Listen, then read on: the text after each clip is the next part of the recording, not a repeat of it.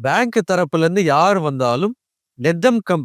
டிசிப்ளின்டா இருக்கணும், டிசிப்ளின்டா போகணும். இப்படிதான் ஒரு பேங்க் ஸ்டாஃப் நடந்துக்கிறணும். At the same time sir collection ஏஜென்சிஸ்ல இருந்து வராங்க சார். சுத்தமா என்னால மேனேஜே பண்ண முடியல சார் இவனுங்கள. ஐடி கார்டு போட மாட்றானுங்க, ஆத்தரைசேஷன் லெட்டர் காட்ட மாட்றானுங்க. வரானுங்க சார், நல்ல பாடி பில்டர்ஸ் மாரி வராங்க. வந்துட்டு ஊன்னு கத்துறாங்க சார். வீட்டு வாசல்ல இருந்து மாட்றாங்க. ஒரு முக்கியமான ஒரு கிளையண்ட் சொன்ன ஒரு விஷயம் என்னன்னா, கலெக்ஷன் ஏஜென்ட்ல இருந்து ஒருத்தர் வராரு. ஏஜென்ட்னா third party vendor. Third party ஏஜென்ட்ஸ்ல இருந்து ஒருத்தர் வராரு. வெண்டாரோட ஸ்டாஃப். ஐடி கிடையாது, ஆத்தரைசேஷன் லெட்டர் கையில கிடையாது, குடுக்கவும் மாட்டேன் அப்படின்னு சொல்லிட்டாரு அவரு அந்த கிளையண்ட் கிட்ட.